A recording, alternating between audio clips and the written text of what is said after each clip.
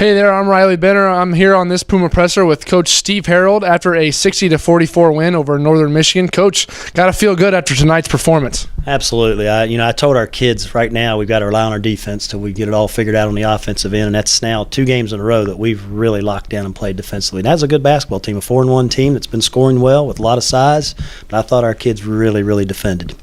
One thing that I noticed was their size. I mean, before the game, looking at the lineup, it's like there's going to be a big-time mismatch with their size and our lack thereof.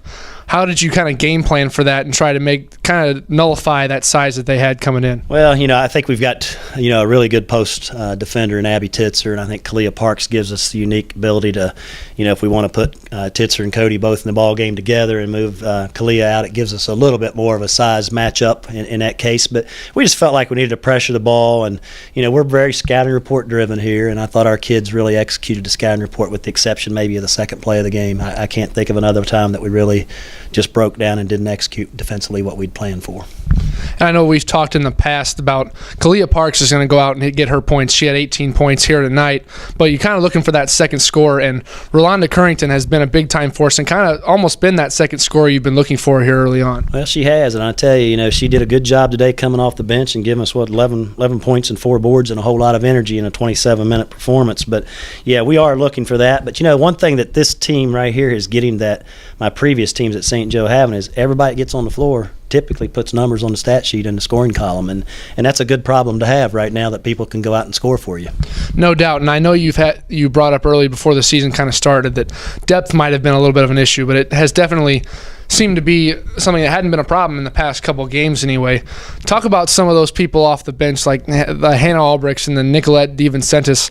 How big is it for them kind of getting those early minutes, not just for tonight, but for their career moving forward? Well, it's huge. These are freshmen, and it's always a transition from high school to college, as you would know as an athlete yourself. But those kids, the more minutes they get and the more times they see the ball go in the basket, I think the bigger the basket looks and the more confidence they have. And DeVincentis is really a good standstill shooter and has done a nice job, and our kids are starting to believe in her.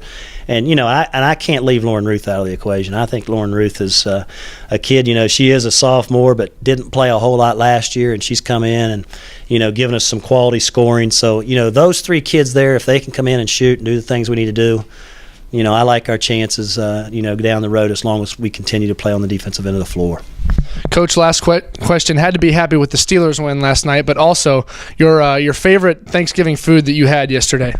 Oh, let's see. Probably my daughter's cheesecake. It was a pumpkin cheesecake, and it was really good, and she's into that kind of stuff, so give her a little pub here tonight.